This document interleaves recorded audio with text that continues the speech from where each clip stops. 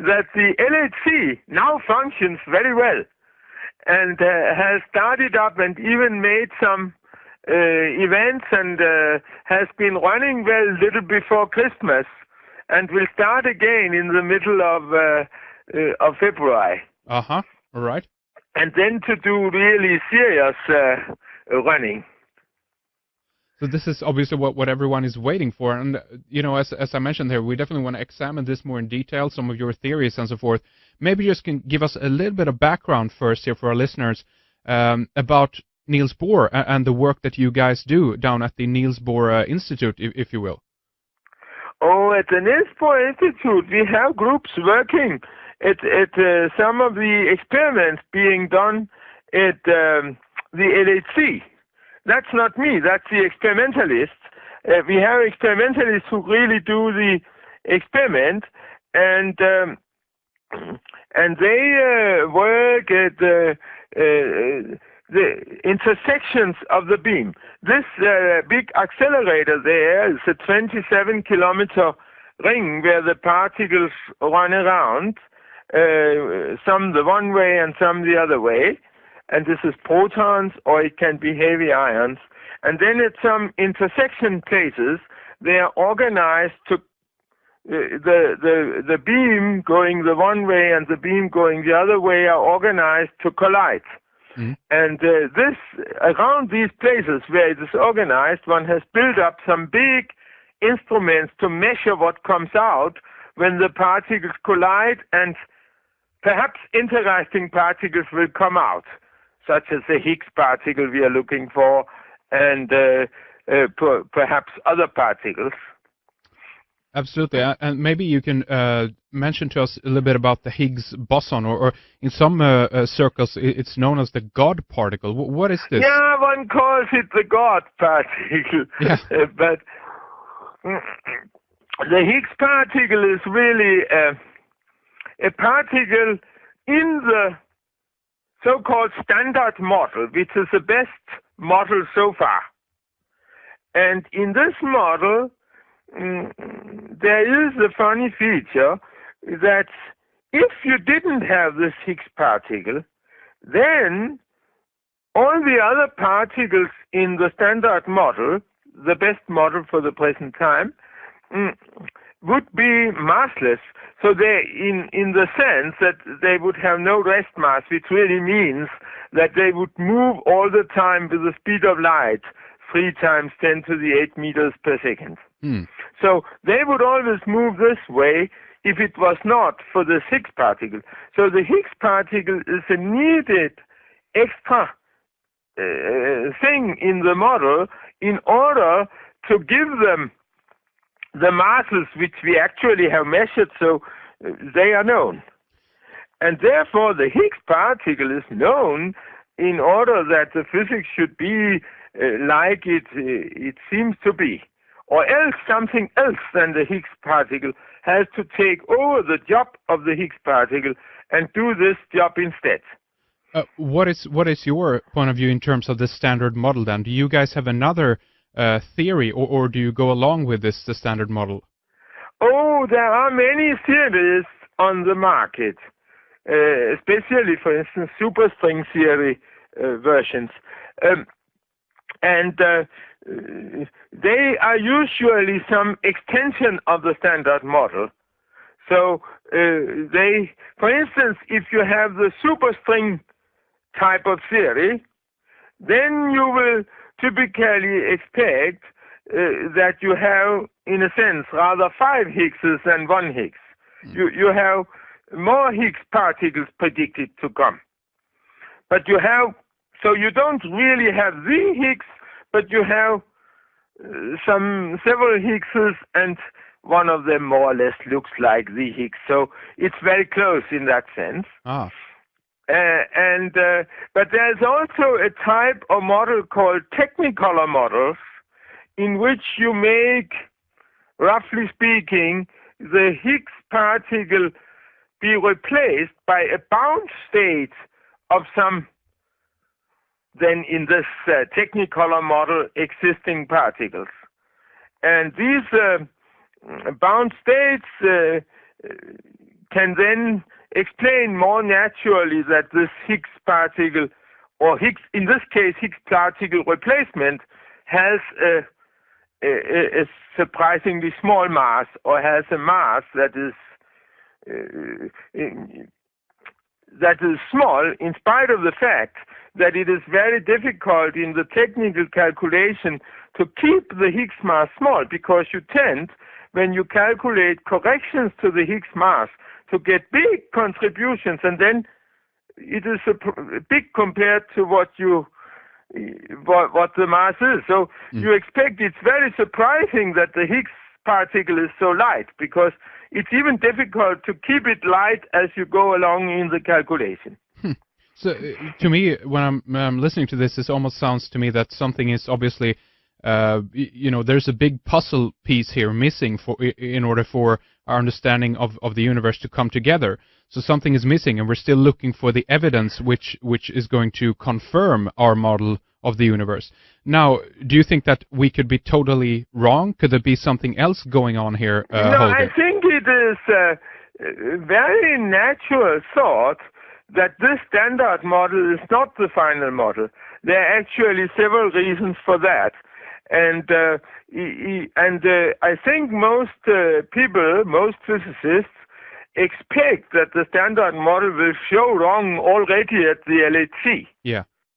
I am probably a bit special by expecting that the standard model will turn out right over the LHC, so that LHC will confirm the standard model, and the standard model first will turn out wrong at much, much higher energies, which are so expensive to build accelerators for that we don't even care to send in applications. So tell us a bit about some of the claims that you've made and so forth as well. That there's something that seems to be going on in terms of the efficiency, shall we say, of the Large Hadron Collider. It's not working properly. It's been stopped so many times now. What do you think is going on here? Yeah, that's right. I mean, one can say that at least there was an accident last year. In 2008, in September, just when it was about to start, and one had the next month the inauguration of the machine. Then it occurred an explosion, an incident that made it stop for more than a year. Yes. And this was, of course, a sign of bad luck. And there was another machine, the SSC, in Chicago. No, not in Chicago. In Texas, which was should have been bigger than the LHC, in the sense that the beam of the SSC should have had 20 TeV energy per particle going around the ring, while in LHC it is 7 TeV, and this TeV stands for tera electron volt. And this is an electron volt is the energy an elementary charge gets by going through a potential of 1 volt. And tera means 10 to the 12, so it means million. So a million. So in the LHC, when it comes to its big running, would be 7 TeV on 1 proton and 7 TeV, which means 7 million electron volt energy on 1 proton going against another proton with the same energy of 7 TeV, so that together they will have 14 TeV. Yeah. And there will be in the center of mass, in the collision, 14 TeV energy available in principle for producing new and interesting particles. It is difficult to get it used all in an effective manner, but there should be good chance for producing a Higgs particle, which, for instance, could have, as I believe myself, 115 GeV. So a tremendous amounts of energy here, obviously, that is being used in order to clash these particles together to kind of. I mean, I've heard in some circles that this could potentially, open a portal in terms of dimensions and things like this. That it could in some way upset the normal physics here on Earth, for instance. Have you heard about this? What's your theories about this? Oh yes. No, there is in the superstring theory type of ideas. There is a proposal, or there is the idea going that there should be extra dimensions. Yes. So one of the possibilities for interesting things to happen at LHC is that one could discover that instead of the usual number of dimensions of 3, we have, so to speak, 3 coordinates needed to fix the position of a point, up, down, east, west, or north, south. And instead of the 3, then in superstring theory, there is in principle 9 space dimensions and 1 time dimension. And therefore, there could very well be some extra ones. And then these models might make it possible to somehow see particles that signals that there are these extra dimensions. That would be called Kaluza-Klein particles. And there's also on the market some story that one could use this to make the mass parameter in gravity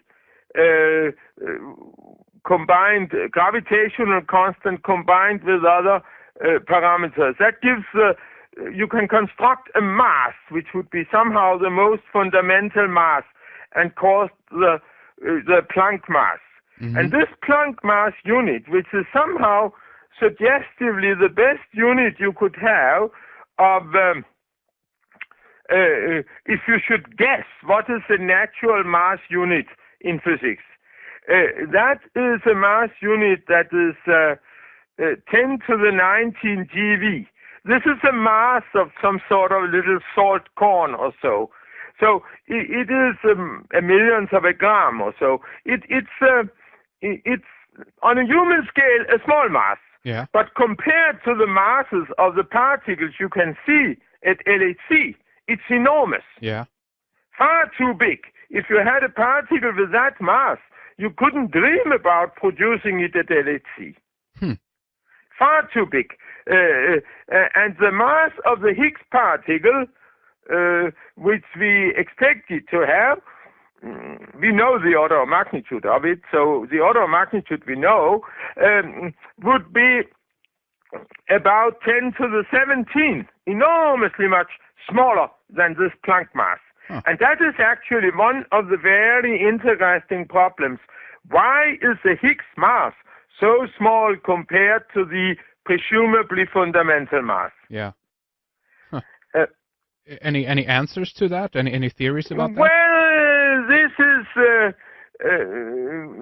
is a scale problem, and well, I would of course claim that I have a model where we have a sort of answer to this, but that is that probably nobody will believe in. But in superstring theory, and there is an attempt to not completely solve that, but to partly solve that problem by trying to do that at least when I make corrections to this little Higgs mass, then I don't get it big immediately, but I just shuffle it a little bit and not a big bit.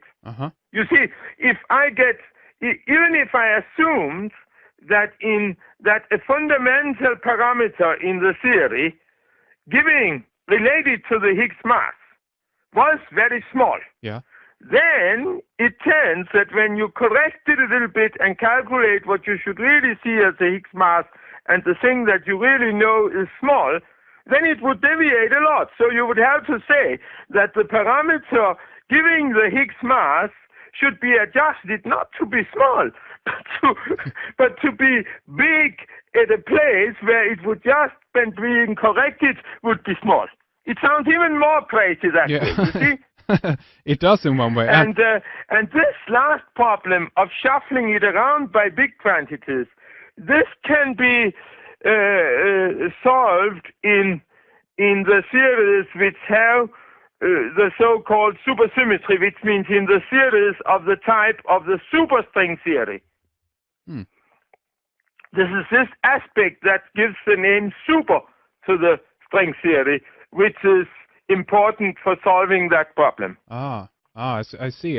And you tell us a little bit about your model then, the model that you're developing. I have a model. Of course, as you mentioned kindly, I am also a father, one of the fathers, although in some sense a bad one, for the superstring theory or the string theory. Yes. But I have a model which was the one you mentioned, came in New York Times, and this is a model which we announce as being the suggestion that the action is a complex quantity instead of a real quantity. What does that mean? Yeah, that's right. That would mean that I should explain what an action is. And an action is a quantity that is a function of a history of a system or of the whole world, if you wish. So you put in a history, and then, according to some formula, you calculate a number. And this is what one could call a functional. And this is a type of functional of a history that could be, for instance, the action. And this action is used very often by physicists to tell to their colleagues when they have a certain model or a certain theory. Because instead of writing down all the equations for how the forces and the accelerations and so on are in their theory, how the particles move around and what equations the fields obey and so on. Instead of doing that, they can write an action which is then a formal expression for how you calculate from a history this quantity, the action. And then by manipulating this action in a certain mathematical way, you can get all these equations which are in the theory. So it's a way of a shorthand way of telling your colleague what is your theory.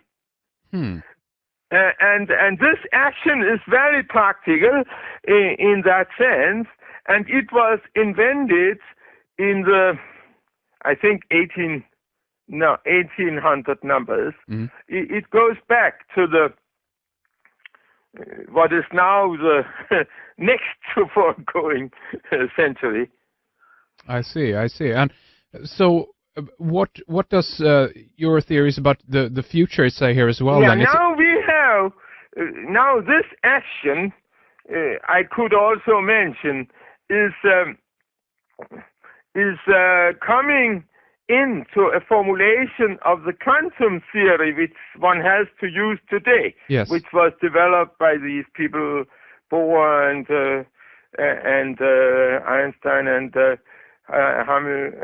Heisenberg. Heisenberg and was initiated by Planck. Yes. This quantum mechanics can be formulated according to a functional integral, what says, but by means of an action. Where by means of formula where one involves the action. And then basically our theory consists in that instead of, as one usually does, and what is probably the truth, that this action is a real number, is just a positive or negative number with many decimals, of course, for each history, then we allow it to be a complex number. So we say we have, in addition to the real part, we have I times another real number.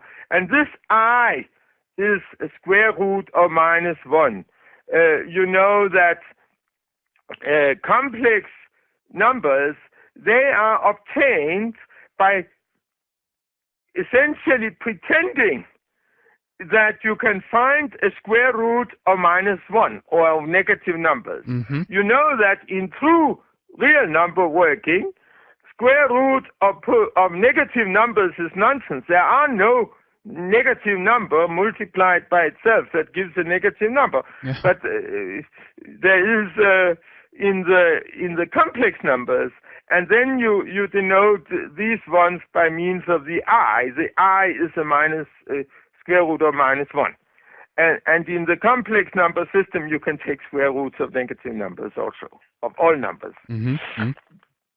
And then that is the game. But that is somehow all the mathematical things. Then we calculate in principle with this Feynman-Wenzel-Dirac functional integral, this method of getting quantum mechanics by means of the action.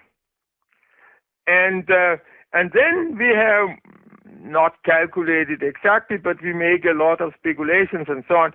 And then we come to the approximation that very likely we may still get essentially the same equations of motion approximately as you got in the theory without the imaginary action, but that this complex action but that the part of this action, which is a new part, the one that multiplies the I, which is the square root of minus 1, that will get the role of being an expression that will determine which solution to the equations of motion is going to be realized. That is to say, these equations of motion we have in the coming out when we use the real action, these equations of motion, they have many solutions. You can think of Newton's second law that you have the acceleration is equal to mass times acceleration is equal to force, and then you can solve and find many solutions to this. For instance, you can have the famous apple falling, but if you, instead of letting it fall, throw it a little bit up, it falls in a different way, but it is still a solution to the equations of motion. Right. So you have many possible developments that agree with the equation of motion. And that could also, you can think of the whole world as developing according to some equation of motion. And then I'm stressing that there are many possible ways it could start, and they will give different developments. But depending on the start, you get different developments. So now we are so ambitious that we would like also to determine the start and get that out of our mathematical formalism. And then the point is that this extra part in the action, which is the imaginary part, the one that comes with the little I, which is the square root of minus 1, that part is supposedly determining not so much the equation of motion, but rather the selection of the solution to the equation of motion, which means how the system started. So what I am saying in short is that the universe, or your system, gets started in such a way that a certain quantity, which is called the imaginary part of the action, should be actually as small as possible, as negative as possible. It's probably negative, so it should be numerically big but negative. And this then selects just that right start, which the universe takes. So what you're talking about is basically how it all began. We're talking a big bang here. That's exactly right. Yes. Yeah. I'm saying that how it began is to be determined in our model by the beginning that would give the most negative value for the quantity called the imaginary part of the action. And the imaginary part of the action is that part of the action which stands in the complex action with a little I, which is the square root of -1 in front. Huh. So how is your work being done? Or are you guys sitting around and calculating a lot? Do you run computer models, or how do you go about tackling it? In principle, you could now think of a kind of God in quotation mark, evaluating for every solution to the equation of motion, which means everything agreeing with Newton's second law and so on, the equations for the field, the usual equations of motion from the real theory. He would calculate what is for this start, and for this start, another start. He would calculate this imaginary part of the action. According to a moderately simple formula, you can write it on a few transparencies. But to calculate it for all histories of the universe, that's of course beyond any computer realistic. Yes. But for God, in quotation mark, maybe everything is possible. So he would do that, and then he would select precisely that start, that history, you could say, which is given by the start, which would give the minimal value, which means the most negative value of this imaginary part of action.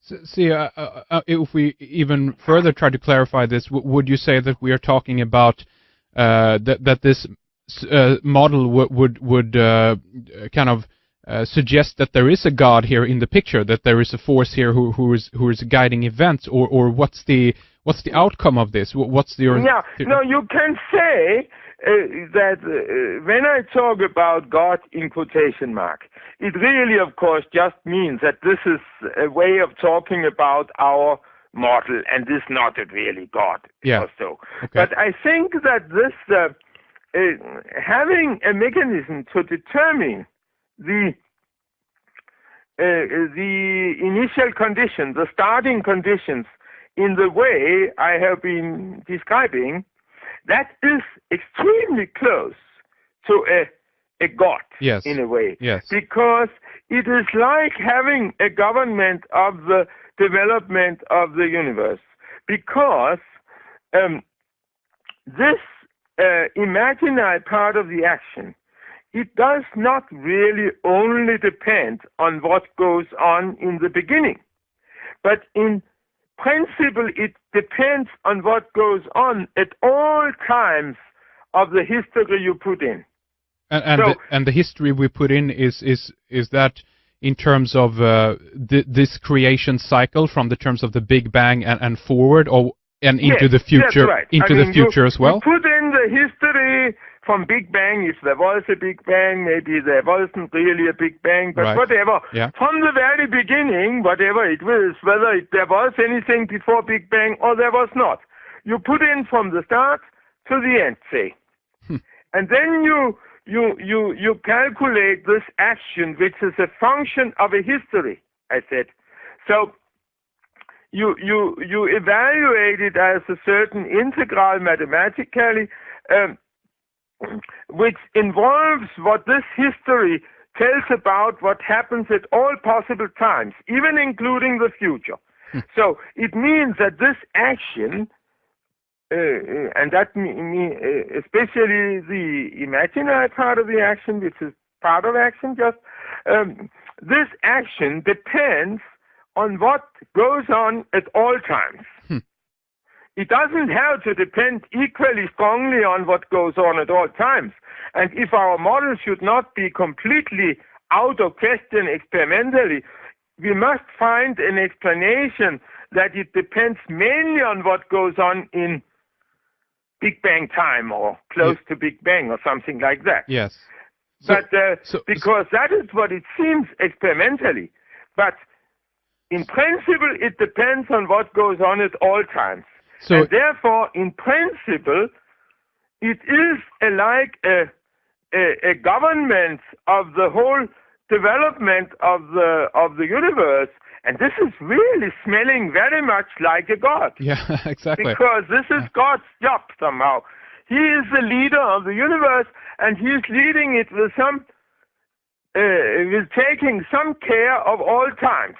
Yes. Maybe mainly care of the beginning, but in all times. So also what and this... therefore, in principle, this minimizing this imaginary part of the action could lead to various miracles occurring if there could be some miracles which could contribute to make this imaginary part of action especially negative.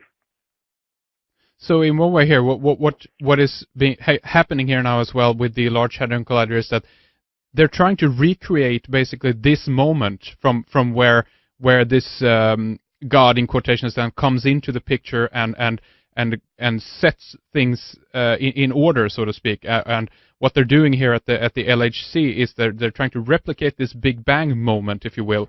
Yeah, that is right. That you can describe that these accelerators to some extent replicates the Big Bang situation because they collide the particles with high energy, and in the Big Bang time, the particles there was very hot.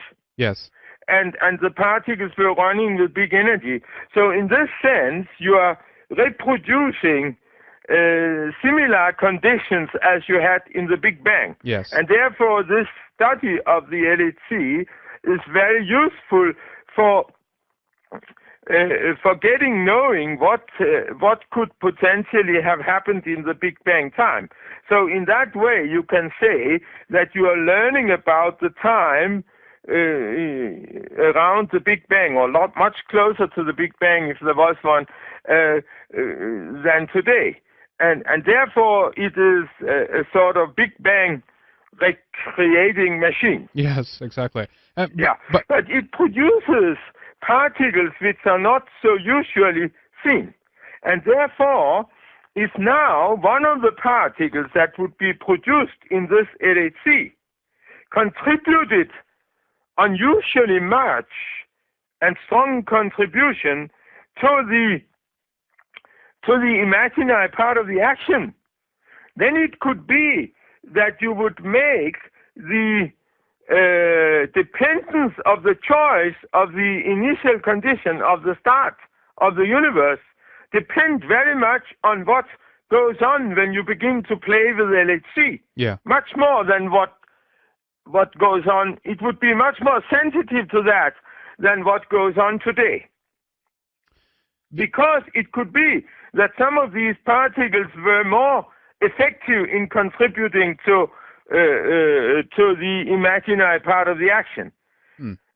You remember I said that in order that our theory should be not out of question, we have to speculate that what goes on in the early Big Bang should be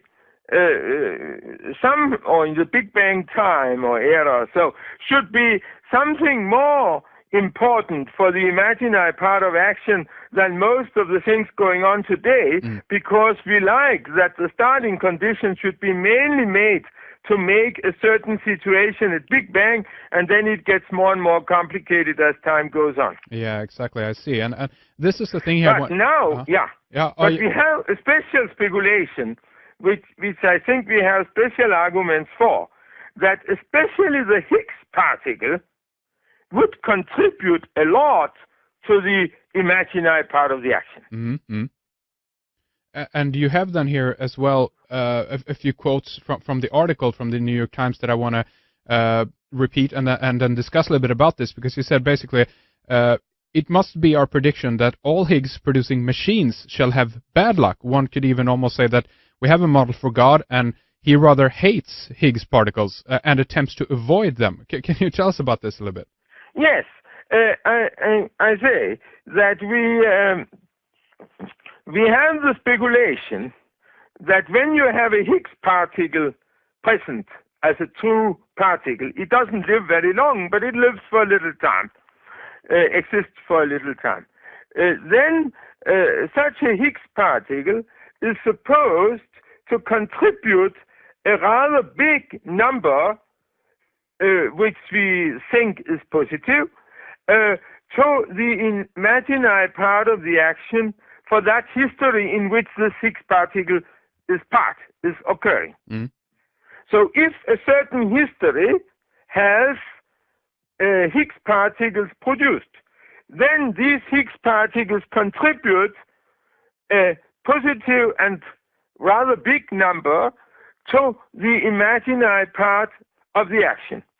So this means that the history in which you produce many Higgses will have all the rest equal a bigger number, a less negative imaginary part of the action, which means that a history with production of many Higgses has a smaller chance to be the one that would have been selected start conditions for than another one. So if you have a history in which a machine producing a lot of Higgses had good luck, then this history would have made its own chance for being selected as the one to be realized, namely the one having the minimal imaginary part of the action. It would make that chance very small.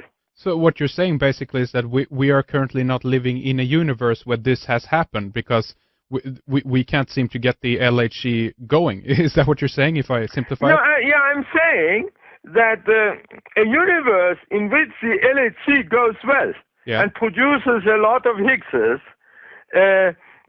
is a universe that has, from our period, a contribution to the imaginary part of action, which is a positive big number.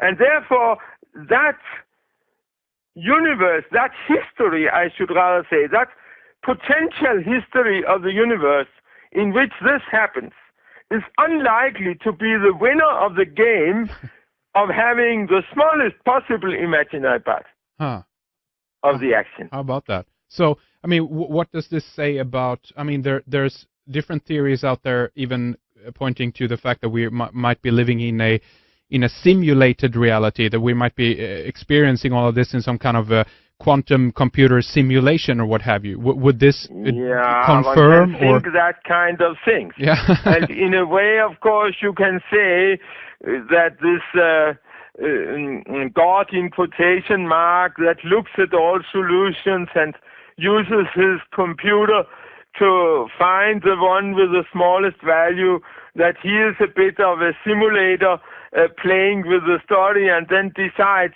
to use that story to decide which universe to start. But I don't know. I mean, maybe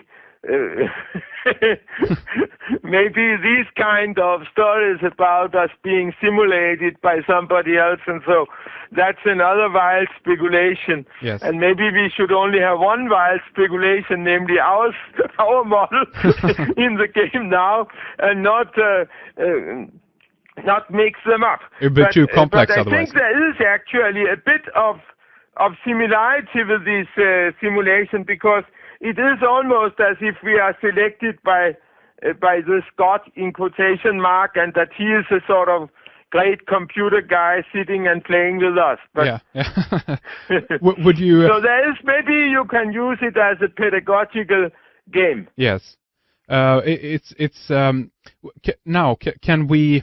How should I put this? Can we learn something in regards to our future with a model like this? Can we predict things in terms of future events, or are we still? Well, in a way, I'm doing that. Yeah. Because me and Marcel Mia, who is the collaborator on this version of the model, we are in a way predicting the bad luck for these machines producing a lot of Higgses, and especially, of course, we are concerned with LHC, and therefore we are somehow predicting the future, because although the LHC has now started successfully a little bit before Christmas and will start again in the middle of February, then it is still running on a very, very low rate. Yes. Which means that the beam intensity is very low. This beam, which runs in the LHC, it is divided up in some bunches and a few centimeters, 5 centimeters long, and with something like 9 meters between. And they are running around 27 kilometers. So you can calculate how many 9 meters there are in 27 kilometers. So there are many bunches. And that is what is meant to be done when it really runs. But until now, I think you had only one bunch in it.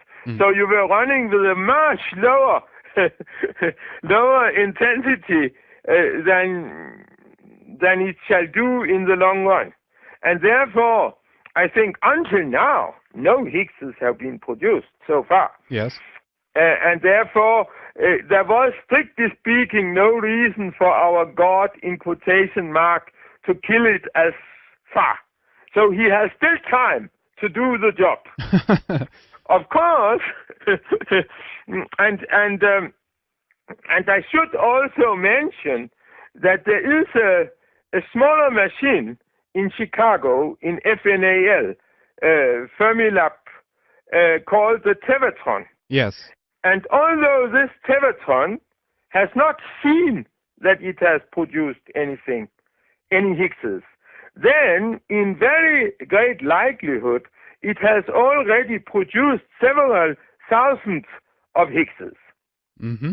And it will take the LHC probably the rest of this year to reach a similar amount of Higgses being produced. And probably it will also not have seen them at that time. But this depends on the mass of the Higgs, which we don't know exactly, but only order of magnitude. But so if this amount of several thousand Higgses is not enough to sort of exclude that our history could be a good history, winning the game or being the minimal imaginary part of action history, even if you have about 5,000 Higgses produced, then maybe also the LHC would be allowed by the God, in quotation mark, to make similar amount. And therefore, in a way, he has the chance that he can still, it's still not urgent for him, perhaps, that he has to stop the machine after this year. But of course, it is statistics that it is a matter to do it what is most easy and least miraculous for him to do it. So he could perhaps have chosen to do it, and the longer he waits, the more embarrassing for our theory, which means the more likely that our model is wrong. But it is not really severe yet.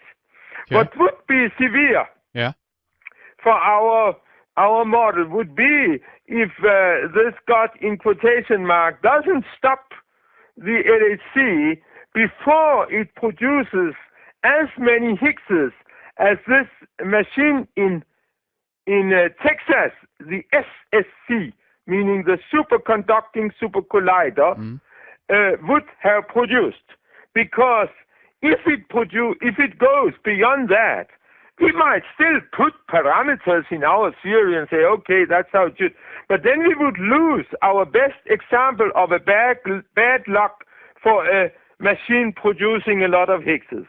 Because the best evidence for this kind of story, the only really weak support, there is no strong support, only this weak one and another weak one, that would be that this SSC machine in Texas, the superconducting supercollider,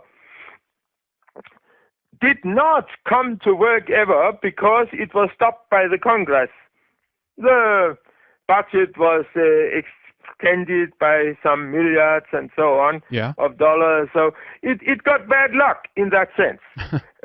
But if this bad luck was just an accident and not a bad luck due to our God in quotation mark, then we are losing the best evidence. So then I think our trustworthiness of our theory would be very low. But there's still a possibility for something, a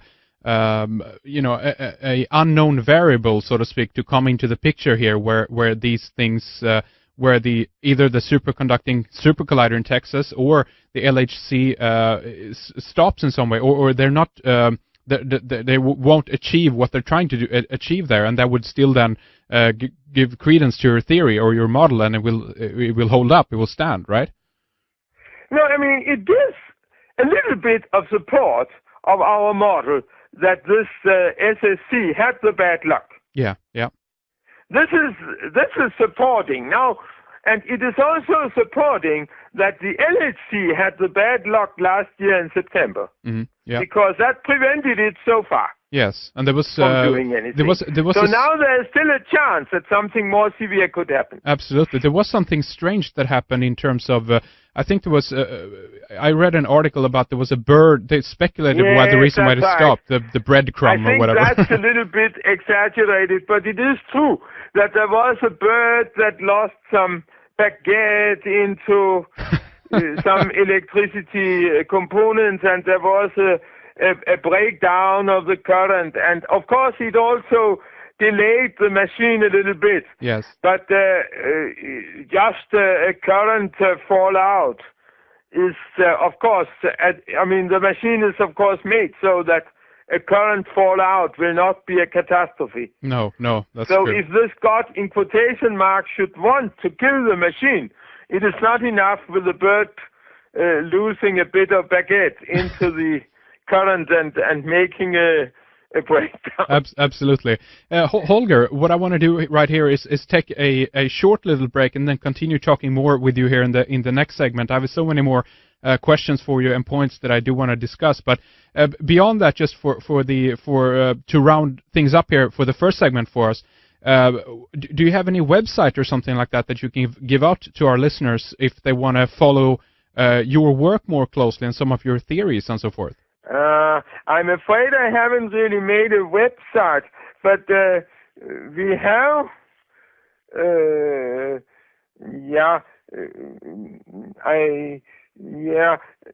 what can we do? I mean, we can, I have some papers about this.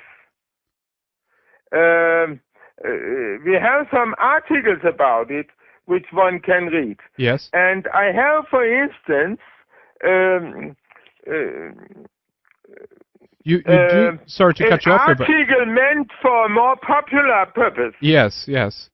And that is one can find it via Spires, and it is also published by Aarhus. It is published by Aarhus University Press in Danish. But you are Swedish, so you can read Aarhus University Press book, and it is in a book called Miracles. Yes. And this is a series of talks by various people talking about miracles. There is, of course, some theologists and a magician and myself. There you go. And I'm talking about a talk called Naturlovsmodel med mirakler. Natural law model with miracles. And this article I have translated into English, and it is on the Spires. One can get it in English. I think it should be possible somehow to get it via Google also. Yes. It is accessible on the net in principle. Okay. Well, and what I will do then is basically I will do a search for this paper and link up the English version for our listeners. And you also have a personal web page through nbi.dk. Yes, I have. Yes, you can find a personal web page on NBI for me, and yes. Okay. So that is another way to get. And I should say perhaps that this project is, I consider it a part of a bigger project called random dynamics. Yes. Which was also mentioned in New York Times. Absolutely, and that's something I want to talk more with you about later and here for that, in the next segment. We have a net page called Random Dynamics is Dreaming, and you can get it by Googling on random dynamics. Right. And this is one that has been organized as web page with the help of a Norwegian Swedish physicist called Astrid Klippe. Mm-hmm. So you can log in on this random dynamics, and there you can find a lot of pages about this project of random dynamics. Most of them are not extremely popular, but but this is about this project, and I hope that also there should be perhaps access to this article about miracles from this book by Aarhus University.